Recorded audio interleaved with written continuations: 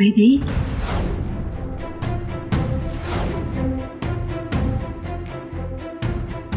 थोडंसं खाऊन घे बाळा.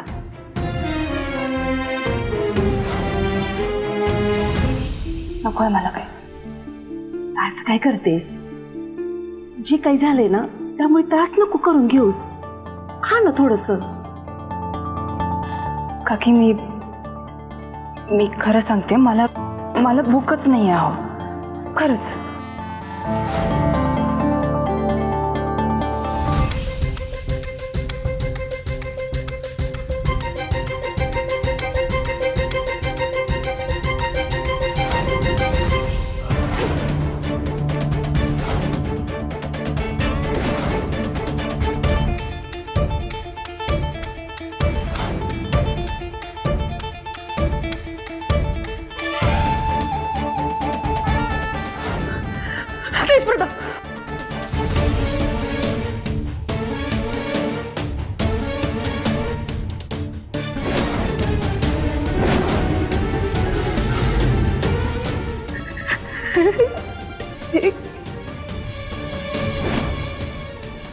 काय केलंस तू? काय करायचंय तुम्हाला? मी काय केलंय याच्याशी तुमचा काही एक संबंध नाहीये. आता याचे पण पैसे घ्यायचे तुम्हाला. तेजप्रताप, मी हात जोडते तुझ्या समोर.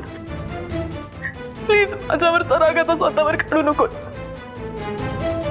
हे बघ, तुला शपथ आहे माझी.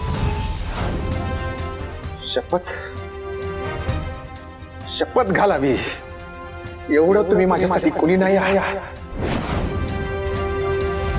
माही म्हणतात ते बरोबर आहे. मी तुमच्यासाठी स्वतःला त्रास करून घ्यावा त्या तुम्ही माझ्यासाठी महत्वाच्या नाही आहात. आणि एक यापुढे मी स्वतःला असा त्रास करून नाही घेणार. तुम्ही सांगताय म्हणून नाही, माझ्या बाईने मला सांगितलंय. कधीच नाही त्रास करून घेणार. कधीच नाही.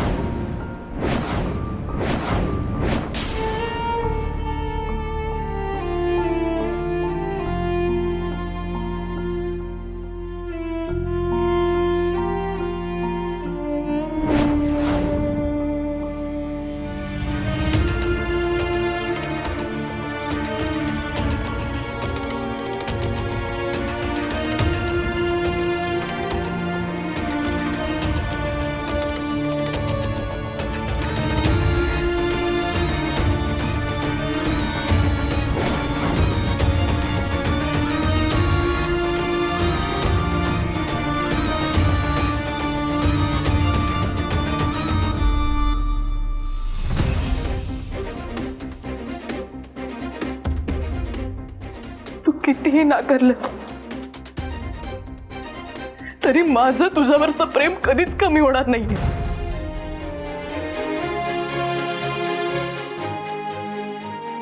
तुझ्या द्वेषातही शोधेन प्रेमाचा रंग. शपथ आहे, जगेन, मरेन तुझ्यासाठी, तुझ्या संग.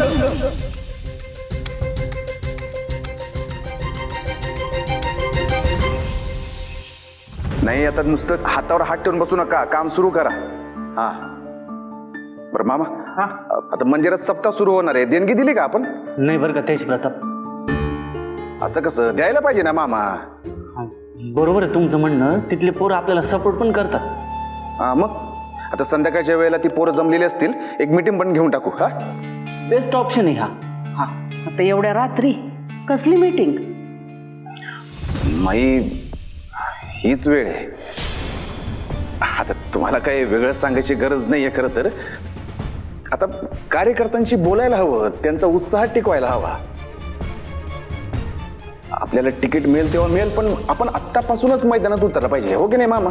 बरोबर. जालिंदर, हा माई बाच्या साहेबांना बघताय ना, लागले तयारीला. जबाबदार झालेत ते. त्यावरून आठवलं, जालिंदर, रावसाहेबांना फोन करा. रावसाहेब आपले धडाडीचे कार्यकर्ते. रावसाहेब फोन करा. त्यांना म्हणावं का मैदानात उतरायची वेळ आलेली. बरोबर माई, एकदम बरोबर बोललात. मी आत्ता फोन करतो त्यांना लगेच. ते महत्वाचे कार्यकर्ते ते. हां, लगेच त्यांना सांगतो. तेच प्रताप, तुम्ही एक काम करा, गाडीजवळ या, मी त्यांना फोन तिकडूच करतो आणि या लवकर, म्हणजे लवकर जाता येईल. हां मी तेजप्रताप, आज तुम्ही आम्हाला खूप खुश केलं. गेले काही दिवस तुम्ही काहीतरी वेगळंच वागत होता, पण आज आमचे तेजप्रताप आम्हाला परत मिळाले.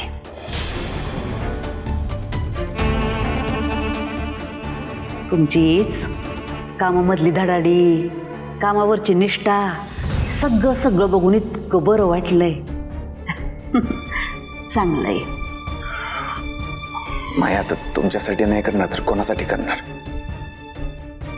आणि मला खात्री आहे तुम्हालाच तिकीट मिळणार आणि तुम्हीच निवडून येणार. बस.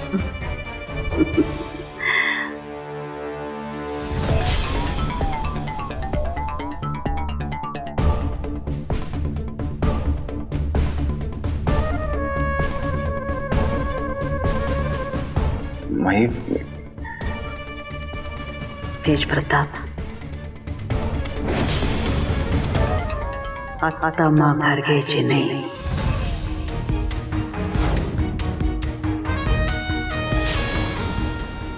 होय भाई, आता माघार नाही घ्यायची.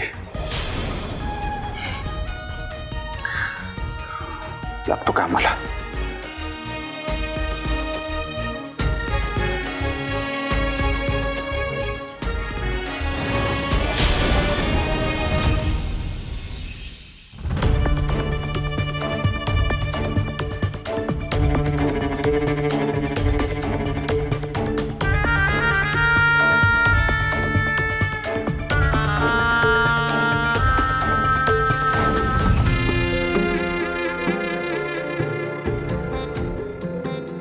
या माईला आहे ना, चांगला तोंडावरच पाडणार आहे आता. बघतोच आता कोणी आला तो दाढीवाला, काय छळायलाच फोन करतो बा मला. हॅलो, काय धनाजीराव, हा माईंकडनं पैसे मिळाले तर एकदम शांतच झाला तुम्ही. हा? गाडी घेतली का काय? काय बोलता जालिंदर मामा, तुम्ही नेहमी माझ्या जखमीवर मीठ चोळायलाच फोन करता का हो? त्या पोरीनं माती खाल्ली आणि माईने माझ्या तोंडावर 5 लाख रुपये फेकून मारले. विषय संपला. धनाजीराव, शहाण्या माणसानं एवढ्यात हार मानायची नसती. म्हणजे काय म्हणायचं का तुम्हाला? धनाजीराव, खेळ संपलाय असं तुम्ही समजताय. तुमच्याकडं अजून पण सोन्याचा अंड देणारी कोंबडी आहे, ते विसरू नका. लक्षात घ्या, जोपर्यंत तुमची पोरगी आमच्या घरात आहे तोपर्यंत ती सोन्याचा अंड देत राहील. हा, म्हणजे हे म्हणजे मला अजून मी चान्स आहे? मग काय, मी सांगतोय तसं आत्ताच्या आत्ता करा, कळलं का?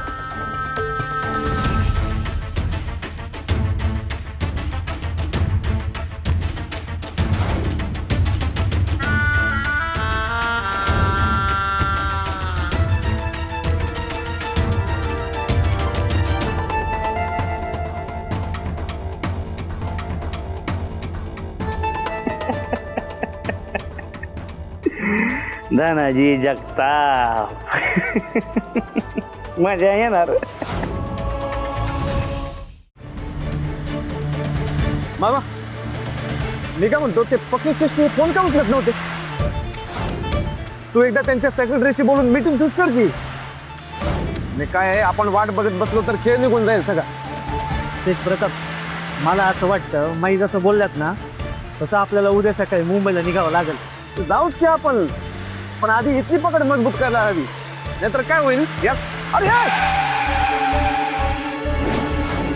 ए काय मारायचं का तुला? हा ए!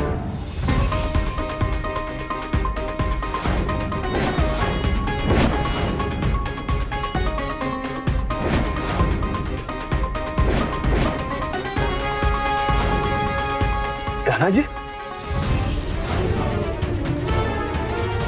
अरे अरे जावई बापू. मामा, मला या माणसाची अजिबात बोलायचं नाही. त्याला जायला सांग. अरे जातलो कंटाळून जातर दिगूर कोण थांबण्याला आले जातर.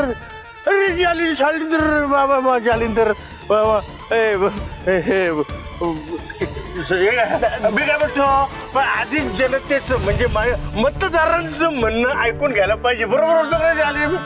धनाजीराव, हे बघा, बाहेर तू बाहेर ये. ऐका तू बोल ना, नको, बाहेर ये. ऐका ना, ऐका ना, हे बघा, बाहेर बाहेर माझ्या म्हटलं बाहेर रे. हे बाहेर तेज प्रताप, हे बघा, तो शुद्धीत नाहीये.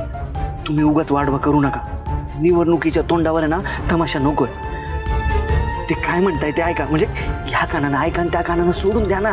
मामा ऐका ना, तुम्ही नका चिडचिड करू. काय म्हणताय ते तर बघा. हे बाहेर. धनाजीराव, तुमचं काय म्हणणं आहे ते पटकन बोला. आम्हाला कोपरा मीटिंगला जायचंय. अरे बरोबर बोलले तुम्ही जालिंदर. म्हणूनच तुम्हाला असं कोपरा बघूनच धरलंय ना बोलायसाठी. बोलतो मी बोलतो. माझ्या कानावर असं आलंय, म्हणजे मी असं ऐकलंय, माईसाहेबांच्या नेतृत्वामध्ये निवडणूक लढवी जाणार आहे म्हण. धनाजीराव, काय आहे ते स्पष्ट बोला. आणि हे विसरू नका की तुम्ही रमावतीच्या युवा नेतृत्वाशी बोलताय. अरे ते युवा नेतृत्व ते नंतर.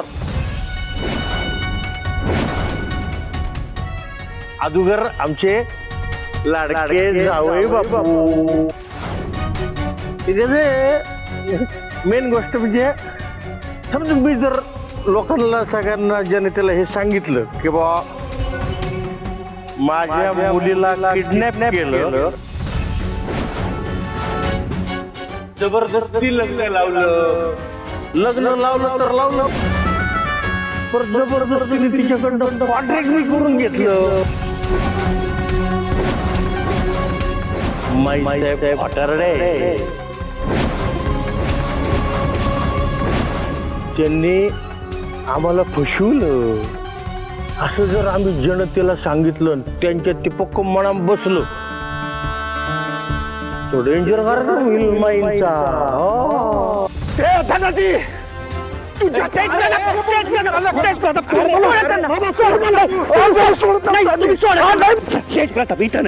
इथं नको. पालर पकडली माझी. अरे का छोटी धरली धरायची. धनाजी,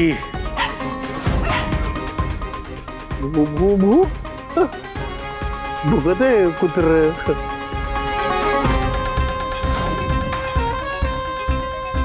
धनाजी, वाकणारे कुत्रे असते. परत तुम्हाला सांगतो, भोकणाऱ्या कुत्र्याचं तोड बंद करायचं असेल ना, बंद करायचं असेल तर लगेच त्याला त्या कुत्र्याला हाडकं टाकायची असे. हे तर ए बघा हे हाडू.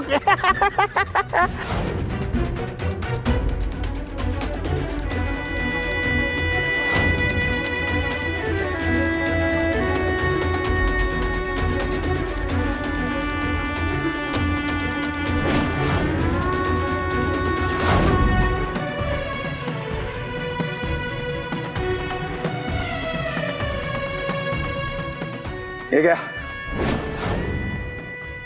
बो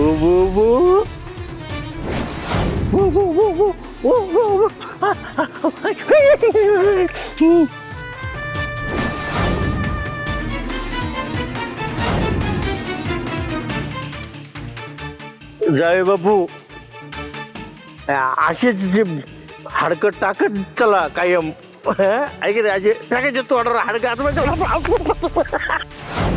याला भारी गोष्ट झाली आपण म्हणजे आता तुम्हाला बी कळलं असन सत्तेसाठी पैसाच लागतो ऐक नाही तुमच्यासारखे नालायक माणसं पैशांसाठी नातं जोडतात.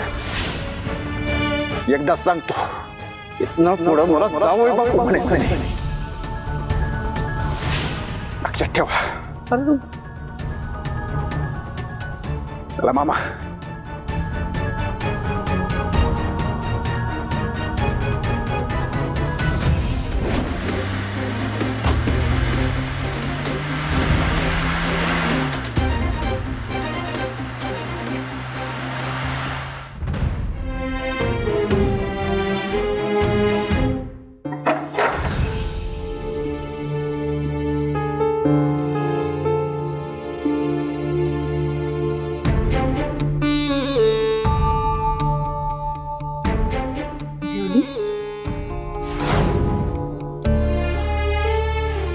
म्हणजे नाही, दुपारपासून काहीच खाल्लं नाहीयेस. अगं मला काही नको.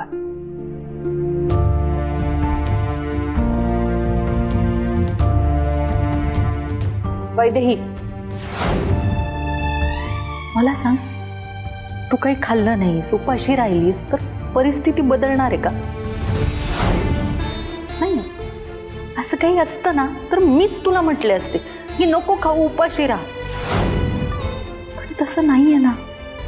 थोडं खाऊन घे, बरं वाटेल.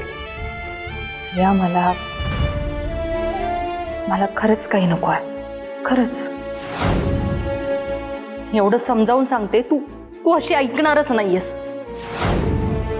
आता मी तुला दटावून सांगते, माझ्यासोबत यायचंय आणि खायचंय. चल लवकर.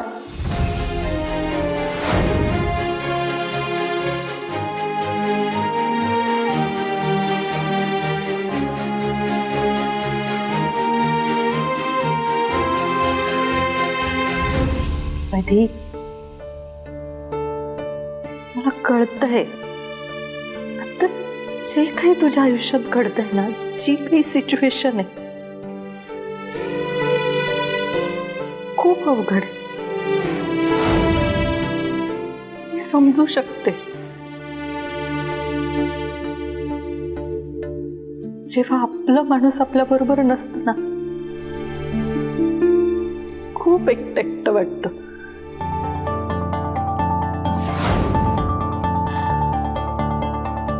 पण एक गोष्ट नेहमी लक्षात ठेव, तुझ्या बाबतीत कशीही परिस्थिती असो,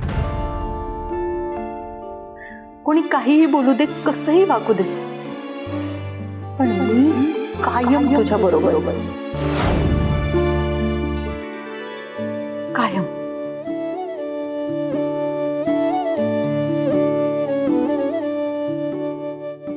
ठेवतेस ना आता, प्लीज.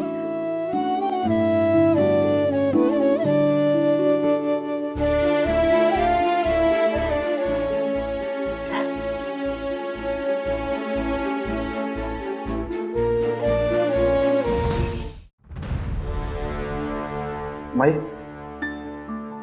घ्या, जेवून घ्या तुम्ही. माई काय झालं, तुम्ही जेवत का नाही आहात? हे बघा माई, तुम्ही उमेदवारीचं टेन्शन घेतलं असेल ना तर नका घेऊ तुम्ही. अहो तुम्हालाच मिळणार आहे तिकीट. मी सांगतोय तुम्हाला, तुम्ही थोडंसं जेवून घ्या बरं. तुम्ही असं खाणं थांबवलं तर आम्ही कोणाकडे बघायचं कार्यकर्त्यांनी? हा, घ्या थोडंसं जेवून घ्या. तेजप्रताप, कार्यकर्त्यासारखे नाही, नेत्यासारखे बोलताय. नेता झाला एकदम. माई काय तुम्ही, घ्या ना थोडं जेवून घ्या माई.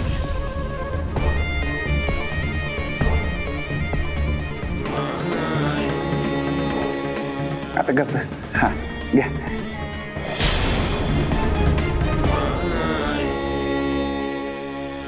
चल लवकर, मी तुझं काहीच ऐकणार नाहीये. इथे बस, मी ताट घेऊन आले. बस दीदी, लवकर.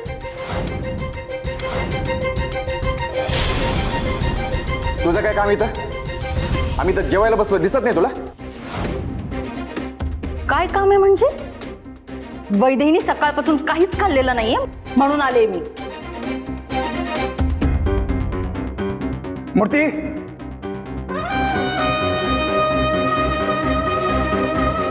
हा ते दादा, एक काम कर, उरलेलं सगळं जेवण बाहेर घेऊन जा आणि जनावरांना नेऊन टाक.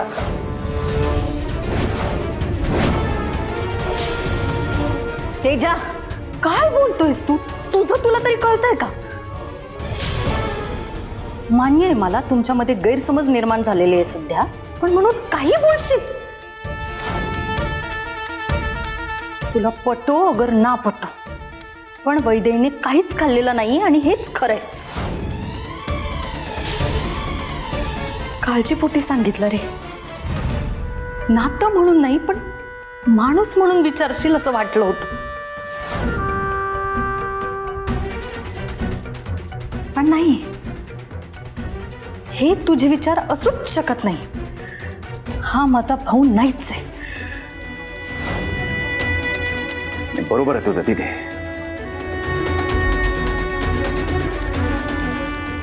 हा तुझा तेजा असं बोलूच शकत नाही, हे माझे शब्द नाही आहेत.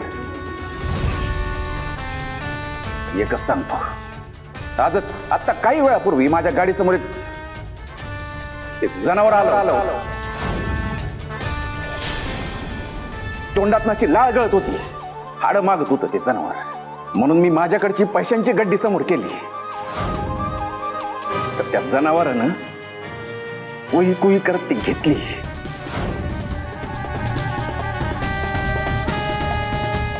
तेव्हा मला कळलं, काही जनावरांना अन्न नाही चालत, त्यांना पैशांची गड्डीच.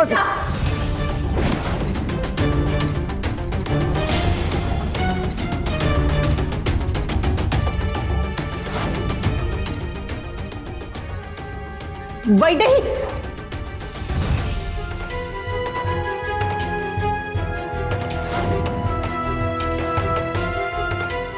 काय बनत चाललायस तेजा?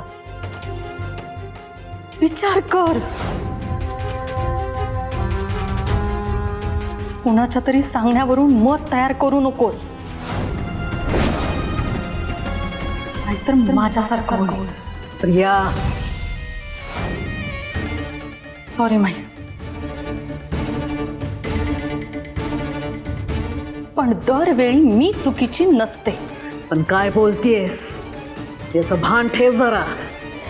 हे भान यालाही ठेवायला शिकव. मी काय म्हणाले त्याचा एकदा विचार कर.